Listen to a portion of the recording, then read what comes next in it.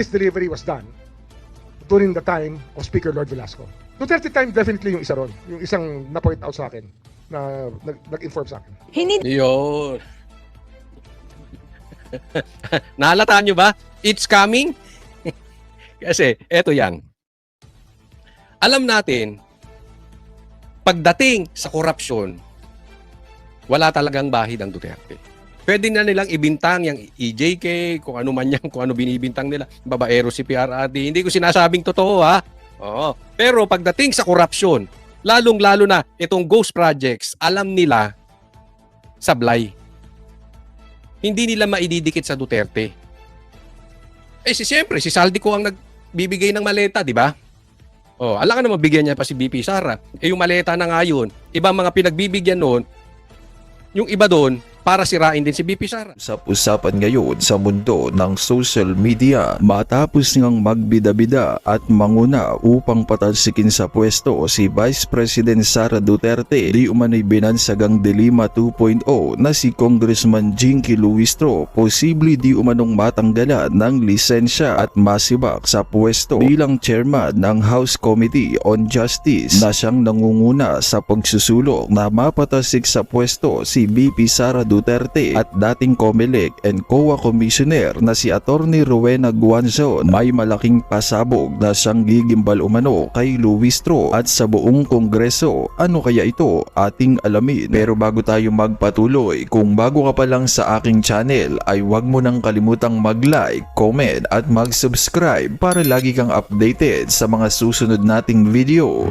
Tila sadyang totoo nga talaga ang kasabihan na digital talaga ang karma. Matapos ngang umalinga sa umuli ang tinatagong baho ng kongresistang si Jinky Luistro at kumakalat muli sa mundo ng social media ang isang video nito kung saan hindi nga makapaniwala ang marami sa ating mga kababayan na tila proud pa raw ang naturang kongresista na isiwalat sa publiko na itinago nito ang kaniyang asawa na nasasangkot sa kasong panggahasa. Kaya naman komento nga ng marami sa ating mga kababayan ay tila malinaw raw itong isang obstruction of justice, kaya dapat lamang umano itong kasuhan at tanggalan ng lisensya dahil sa kinakaharap nitong controversial na issue. Ayon pa sa kumpirmadong balita source online, Guanzon hinamon ang Integrated Bar of the Philippines na imbestigahan si Kong Jervy Luistro sa kaniyang bagong programa sa SMNI kasama si Miss Cathy Binag. Hinamon ni dating COMELEC at COA Commissioner na si Attorney Rowena Guanzon ang Integrated Bar of the Philippines na magsagawa ng imbestigasyon laban kay Batangas Representative Jervy Luistro kaugnay ng kontrobersiyang kinakasangkutan ni Luistro matapos umanong aminin nito na itinago niya ang kaniyang asawa na nahaharap sa kasong paghahasa. Sa naturang programa, diretsahang kinwestiyon ni Guanzon kung bakit wala pang aksyon ang IBP sa naturang usapin. Nabanggit ni Guanzon ang umano'y usapin ng legal fees na may kaugnayan sa kasong hinawakan ng law office ni Attorney Manasseh Carpio, asawa ni BP Sara Duterte. Ang mga pahayag ni Guanzon ay lumabas sa gitna ng umiinit na diskurso sa politika at batas, lalo na't si Representative Luistro ang kasalukuyang chairperson ng House Committee on Justice na humahawak sa mga pagdinig kaugnay ng impeachment complaints laban kay BP Sara at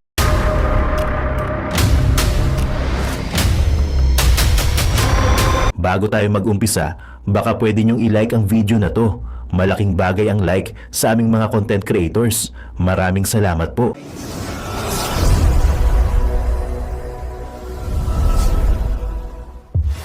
Ito pag-usapan natin itong impeachment ni BP Sara. Nako, siya naman ang ginigisa.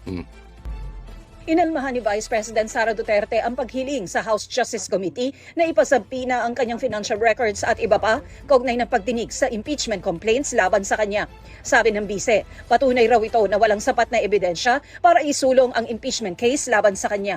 Giit ni Duterte, hindi pwedeng magsagawa ang komite ng investigasyon para lang maghanap ng ebidensyang susuporta sa mga alegasyon. Bagay na maituturing daw na isa na namang fishing expedition. Yon, kasi ganito yan. Gustong pabuksan itong bank accounts ni BP Sara in connection with the impeachment. Sabi ni BP Sara, wala kayong ebidensya. Diba? So in short, Paano pumasa? Paano nagkaroon ng substance? Yung reklamo nyong impeachment, pabubuksan nyo. Dapat yun, meron na kayong ebidensya na ganito ang laman. Ganito ang pera ni BP Sara, ganito, ganyan, ganyan. Hindi mo kukuhanin sa akin. Bakit sa akin mo kukuhanin yung ebidensyang kakailanganin nyo? Nagigets po?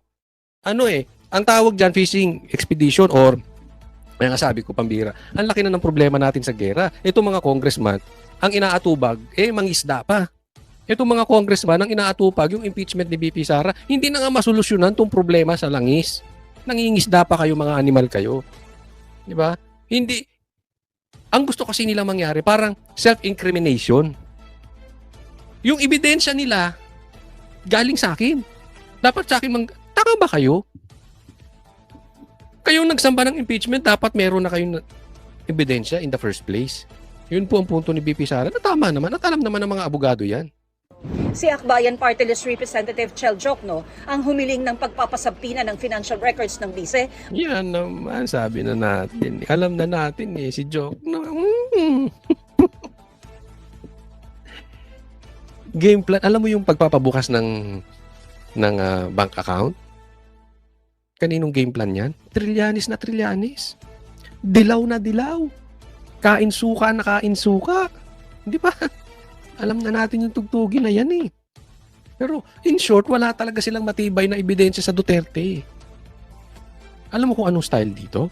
Huwag na tayo maglokohan. This is just harassment. Ang punto dito, babuyin si Sara. Yan lang yun. Gisahin. Patagalin. Banatan. Alam nila, malaki chance na hindi naman mananalo tong impeachment pagdating sa Senado. Malaki chance, okay? Hindi ko sinasabing hindi mananalo yung impeachment sa Senado, pero malaki chance. Pero ang totoong laban ng impeachment, gisahin dyan. Para bumaho si Sara, para pagdating, baka akala nila, matatalo na nila si Sara. And si Sara is the person to beat sa presidency sa 2028. Alam nyo, kahit pabahuin nyo ng pabahuin si Sara, hindi nyo matatalo. Alam nyo kung bakit? Kumakapit kayo sa sobrang baho. Naiintindihan nyo? Kayong dilawan, sabihin na nating mapabaho nyo si Sara ng todo. Pero kita ng taong bayan, kumakapit kayo sa sobrang baho. So yan, sira ang credibility nyo dyan. So, in short, si Sara pa rin naman nanalo. Coach Oli, ang importante bumaho si Sara para si Lenny tumaas. Malakas pa si Sara. Hindi. Maniwala kayo. Unless mapatay si Sara ang magiging presidente sa 2028. Except kung si Garcia nakaupo. Walang imposible kay Garcia. At Garcia, pati ikaw, tumanggap ng maleta, di umano. May video po. Sinabi po yan ng mga Marines. 2 beses kang tumanggap ng maleta. Una, 2 maleta tinanggap mo before the election. Parang down payment, ha? After the election, tumanggap ka ulit ng 2 maleta. Medium size. Galing, no? Di umano, sabi ng mga Marines. So, ang pagkakatalo ni BP, kung patayin lang siya o mag-magic si Garcia, para raw malaman kung may sapat na basehan ang impeachment complaints. Kabilang ang mga statement of assets, liabilities, and net worth o SALN ng bise at records na mga kahinahinala raw na transaksyon sa bangko. Pati na rin ang resulta ng investigasyon ng NBI sa pagbabanta laban kay Pangulong Marcos, First Lady, as a dating House Speaker. Alam mo kung bakit harassment to? Una, ako naniniwala. Ibintang nyo na lahat sa Duterte. Wag lang corruption at saka drug addiction. Sasabit kayong talaga dyan. Yes, meron silang mga mali kasi hindi naman perpekto. Wala naman perpekto. Diyos lang ang perpekto. So, maraming tayong pagkakamali sa buhay. Pero to, hindi sasabit sa korupsyon o sa drugs ang Duterte. Yan, itaga nyo sa bato. So, pero for discussion purposes, halimbawa, si Sara, corrupt na. Sa tingin mo, itatago niya sa bangko? Huwag na tayong maglokohan. Alam nyo yung mga politiko. Offshore yan. Ilalabas yan. Kaya kita mo si Bongbong, biyahe ng biyahe sa ibang bansa. Malaki yung chance nun, doon binideposito. Huwag nga tayong maglokohan. Pangalawa, ito. Ilalagay yan sa gold. Ilalagay yung pera sa ginto. Diba? Kaya kita mo, pinagbibenta yung gold reserve natin. Hello? Hindi natin alam kung nakanino na yung ginto natin, ibinenta raw. Hello? Pangatlo, pwedeng ipasa yan sa real estate. Ipangalan lang kung kanino. Oh. Ganyan nangyayari, di ba? Nagsibilihan sa Forbes Park. Yung mga animal, yung mga magnanakaw, hindi ko man nila lahat ha. Pero marami ngayon, batch ngayon, nakabili ng bahay dyan sa Forbes. Papangalan ba nila sa sarili nila yan? Ano sila? Kayo naman. Kaya, alam nyo kung anong bakit ginagawa nila to? Purely harassment. Yan yung sinasabi ko. Para pabahuin lang si Sara. Bilang tugon sa bise, ipinaliwanag ni Jokno na malinaw. Itong ano na to? Itong matandang to. Hindi ko iniinsulto dahil matanda na rin ako. Gandang bakla. Sa kanyang motion, nalayo nitong mapangalagaan ang mga ebidensya at testigo sa impeachment proceedings para magawa ng Committee on Justice ang trabaho nitong pag-aralan ang mga ebidensya. Sa kanyang pahayag, ipinunto rin ni Duterte na sa pagsabi ng komite na sufficient in substance ang reklamo, ipinagpapalagay na may sapat na ebidensya para sa mga alegasyon. So, sakto, di ba? Pumasa yan sa sufficiency in substance. So, ibig sabihin, may ebidensya kayo. Yun ang punto ni Sara. Bakit sa akin nyo kukunin yung ebidensya? In short, wala kayong ebidensya. Kaya sabi niya, ang impeachment daw ay isang political attack para protektahan ang ilang individual para isulong ang personal at foreign interests.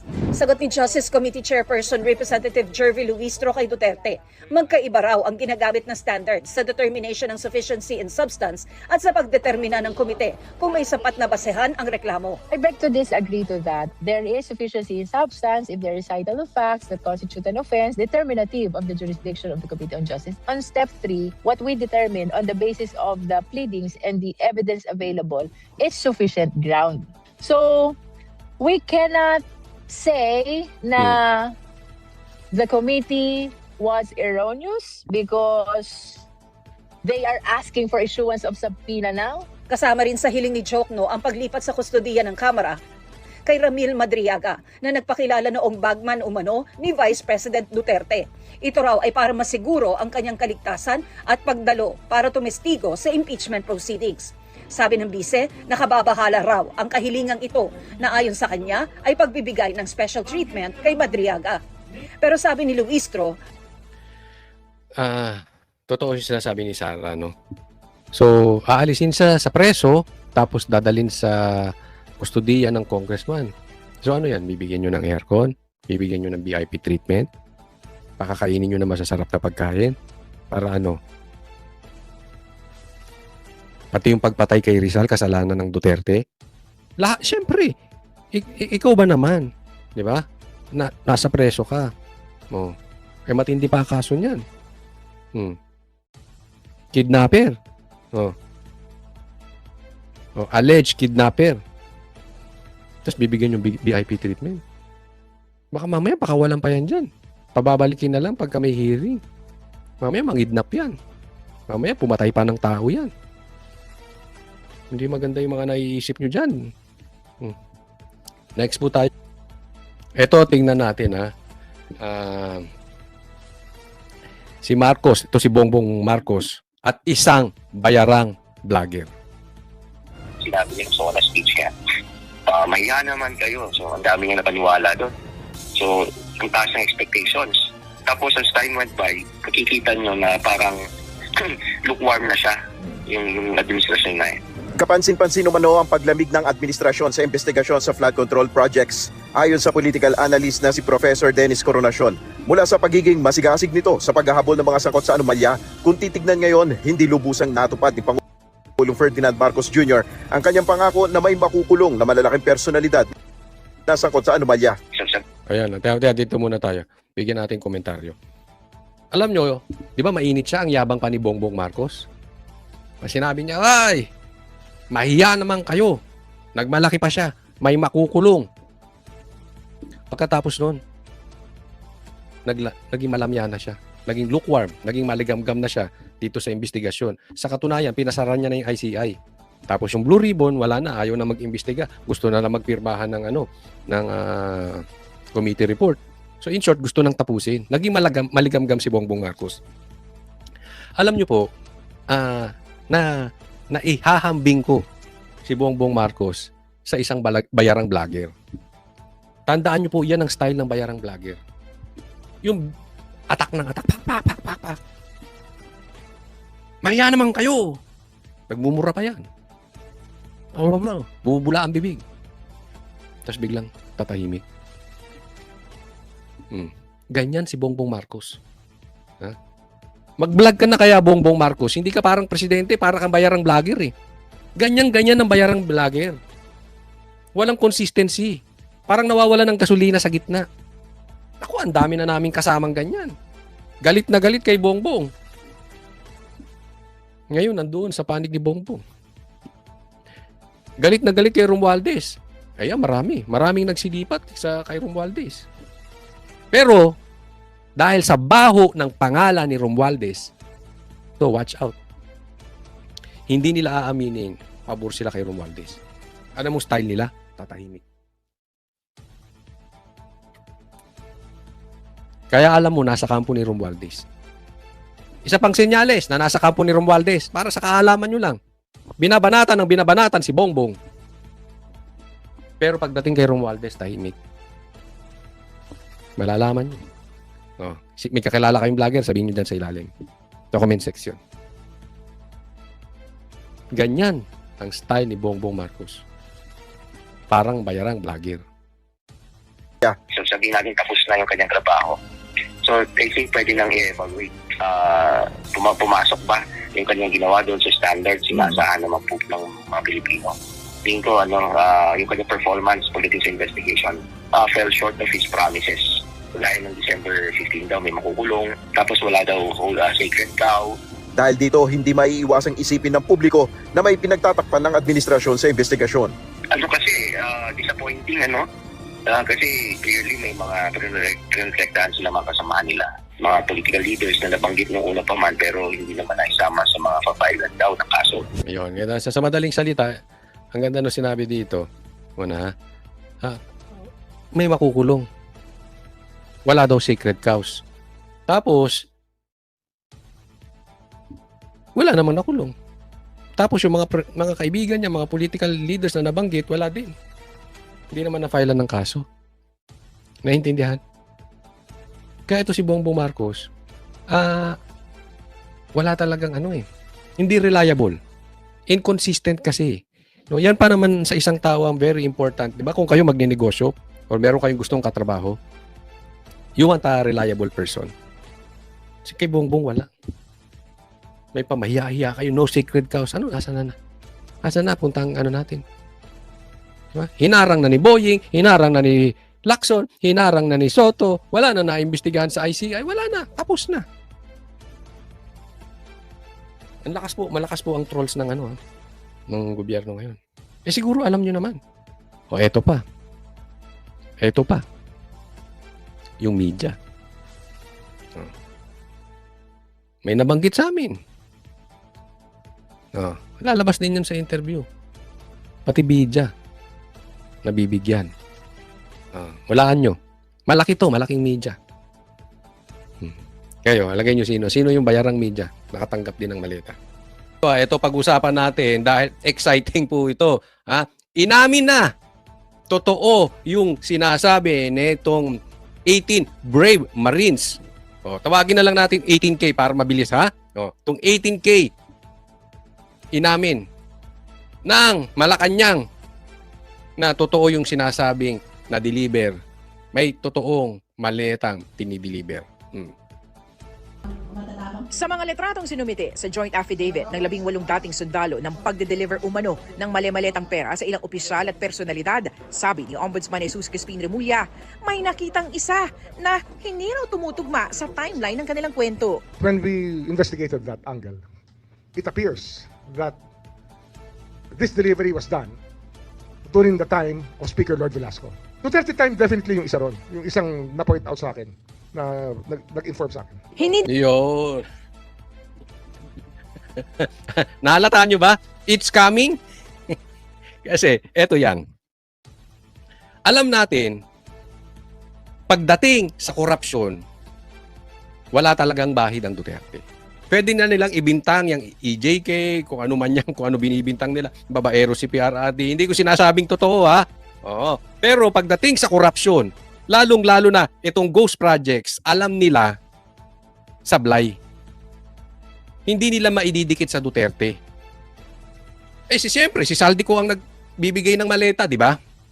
Alam ka naman, bigyan niya pa si BP Sara. Yung maleta na nga yun, ibang mga pinagbibigyan noon, yung iba doon, para sirain din si BP Sara. Naiintindihan. So, mati sila talaga dito pagdating sa ghost projects, pagdating sa flood control scandal, pagdating sa mga maleta boys, negatibo talaga ang Duterte. Ngayon, ang ginawa nito si Boying, ipinagdikit niya. So, ibig sabihin, hindi naman daw ngayon lang merong maleta. Yung mga maleta boys, hindi lang ngayon. Even nung dati pa. Even nung panahon pa ni PRRD. Di ba? So, sa madaling salita, hindi ko alam kung bobo to si Boying o sobrang bobo o tayo ang ginagawang bobo. Dahil dyan, napaamin siya. So, kailangan mong bigyan ng credit ngayon tong mga 18 Marines. Kasi ginigiba nila tong Marines eh. Diba? Ngayon, sinasabi nila dati pa, meron na. So, ibig sabihin, totoo yung sinasabi nitong mga Marines. Ngayon, kung totoo yung sinasabi ng mga Marines, ibig sabihin, nag-deliver talaga sila ng pera kay Bongbong Marcos. Tama o tama-tama? Nag-deliver sila ng maleta na may lamang pera kay Tambaloslos, kay Romualdez. Tama o tama-tama? Diba? Ngayon na sinasabi, nangyari din naman nung panahon ni PRRD. Di imbestigahan ninyo. Imbestigahan nyo kung sino yung involved nung panahon ni PRRD. Pero, imbestigahan nyo rin si Romualdez at saka si Bongbong. Kasi ngayon talamak eh. Kung totoo man dati, wala akong pakialam kung sinong tamaan dyan. Kung totoo yung sinasabi mo, imbestigahan nyo. Kung gusto nyo, electric chair nyo pa eh. Di ba? Ako, positive ako dyan. Na negative ang Duterte dyan. Nagigets nyo? Baka yung tao sa ilalim, we don't know. Hindi ko sinasabing totoo. Di ba? Pero mas lalo mong imbestigahan, Boying. Di ba? Ikaw ang nakaupo ngayong ombudsman. Di lalo mong imbestigahan dahil alam mo pala malawakan dati pa eh. All the more na hindi mo dapat iwasan. Dapat mas pinapatawag mo yung mga Marines pero hindi sila iimbestigahan mo. Iimbestigahan mo yung deliveries ng maleta. Dahil sinabi mo, totoo yung maleta. Sinabi mo, totoo yung deliveries ng maleta. Yun ang imbestigahan. Yari ka dyan, Boying. Nadali ka dyan sa mga yung kadaldalan mo. Tinukoy ni Remulla kung alin sa mga litrato ito. Pero ayon sa kanya, noon pa lang may indikasyon na may tila may pagmamanipula sa kwento. What you see here is really a manipulation of facts to make it appear that that was that. But actually, they were playing with timelines. And this is one timeline that they played with, that this happened before the term of President Marcos. Naupong speaker si dating Congressman Lord Alan Velasco mula October 2020 hanggang sa matapos ang termino ni dating Pangulong Rodrigo Duterte. It's a very reliable person telling me. Kakabanan, dito muna tayo. Okay, so ang palusot niya, ito daw mga Marines, hindi reliable pagdating sa timeline. Ang lusot niya, dati, di imbestigahan mo si Velasco kung gusto ninyo. Diba? Pero imbestigahan nyo rin si Bongbong Marcos saka si Romualdez.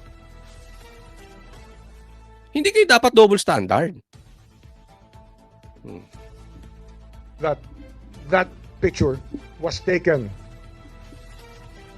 before, during the time that Lord Velasco was still the Speaker of the House. So there was a delivery of money already at that time.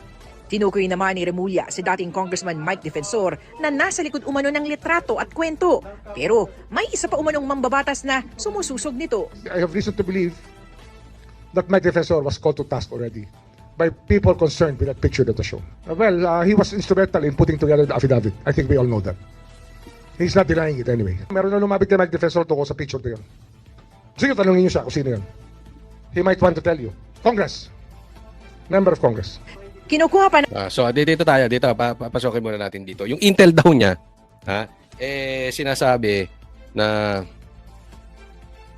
nung panahon pa ni Velasco yon, no? Hindi kaya yung intel nito si Boying intelligence kaya talaga o stupidity? Hindi ko alam, parang kung saan nila pinupulot yung mga intel nila di ba? Parang sayang ang bayad ng taong bayan. Pero etong sinasabi niya na patungkol dito kay Defensor na nilapitan na daw siya ng congressman. Tapos, ipinapasa niya pa. Ang tawag ko dito sa ganitong style, lagi niyong tatandaan, paduda style. Hindi niya dediretsuhin, pero pipitikin niya sa media. Mahilig si Boying sa ganyan, yung mga paduda style. Pipitikin niya sa media para yung tao mag-iisip, ay oo, kinausap nga ng congressman si Defensor. Gusto niyo tanongin niyo sa kanya. Ang daming kumakausap. Dating congressman yan. Hindi natural, maraming kumakausap sa kanya. Diba? Ngayon, kung ang usapin dito, si Defensor daw ang parang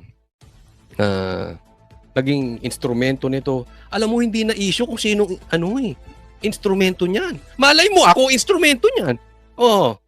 Di ba? Malay mo, kung ako nagdikit-dikit dito sa mga Marines. So what? Kung ang instrumento niyan, si Defensor. Kung ang instrumento niyan, si Baligod. Kung ang instrumento niyan, si Topacio. Kung ang instrumento niyan, si Lapu-Lapu. Wala na tayong pakialam doon. Ang imbestigahan mo, hindi yung instrumento. Ang imbestigahan mo, yung maletang nawawala. Yung laman ng maleta. Meron pa ako narinig. Hindi ko na sasabihin kung sino nagsabi sa akin. Basta read between the lines na lang. Yung maletang binibigay na Rimowa daw, peke. Peke. 999. Medium size, 999. Baka mamaya buy one, take one pa yung animal na yun. Kasi may Pero grabe laman ng pera, ha? Hindi ko na maalala kung nasa 40, 50, 60 o 80 million. Bawat maleta. Malupit. Huwag nga tayo magkaano-ano dyan, Boying. Ha? Meron din ako nadinig kay Boying. Mamaya sasabihin natin.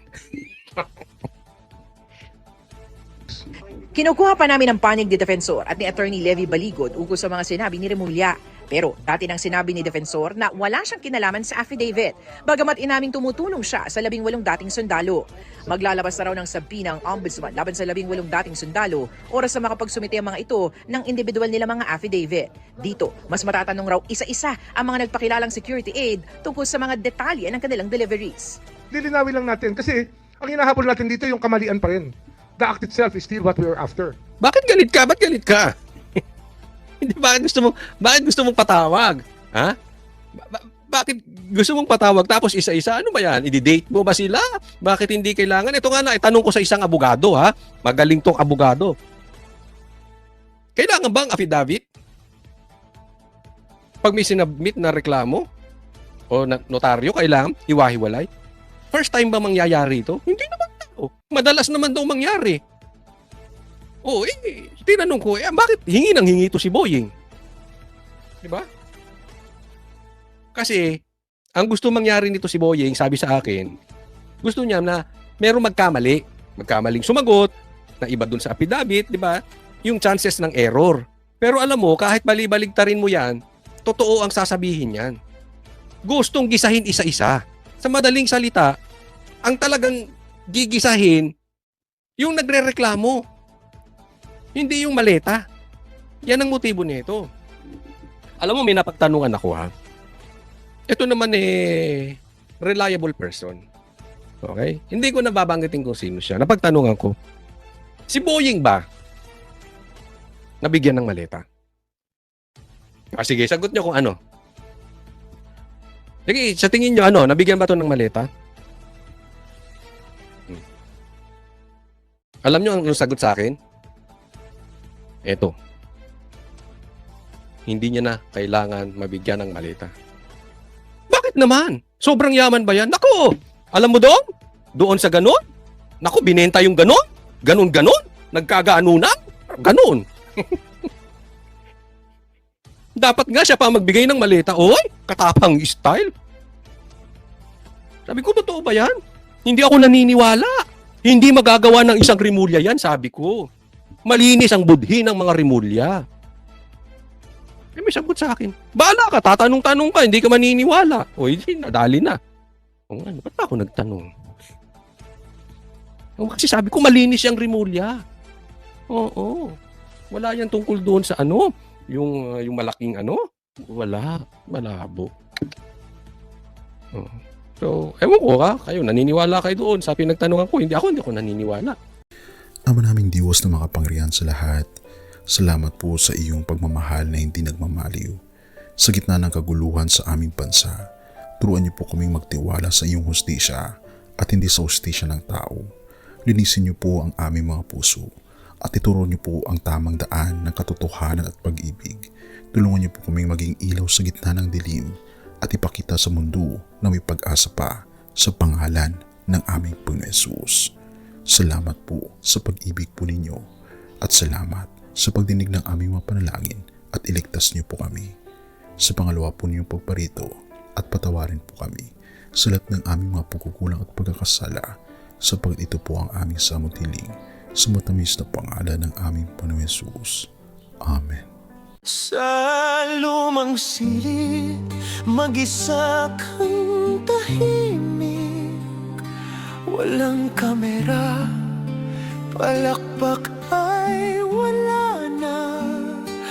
Ngunit sa bawat pader ng bayang iniwan mo, may pangalan mong di na mabubura.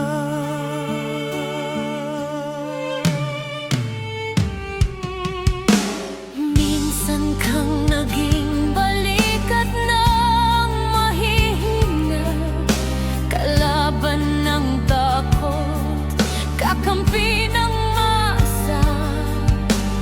Di mo man laging nasabi ang tama, pinili mong ipaglaban ang madla. Hindi ka sakdal gaya naming lahat, pero tumindi ka ng walang pag-atras. At ngayong pagod ka na, tatay, kami naman ang sasalo ng bawat bigat.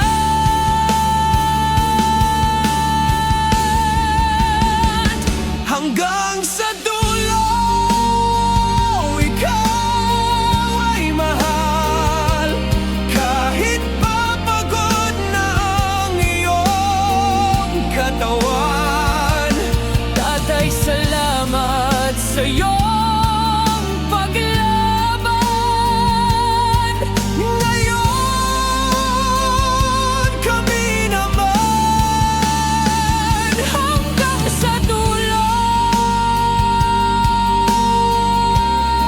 Di ka namin iiwan.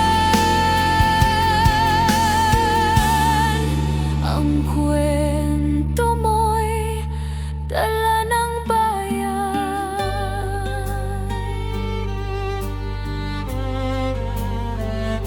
Tahimik ka na sa mga batikos, wala nang tugon, wala nang galit, pero sa mata ng mga maralita, naroon pa rin ang tapat mong alaala.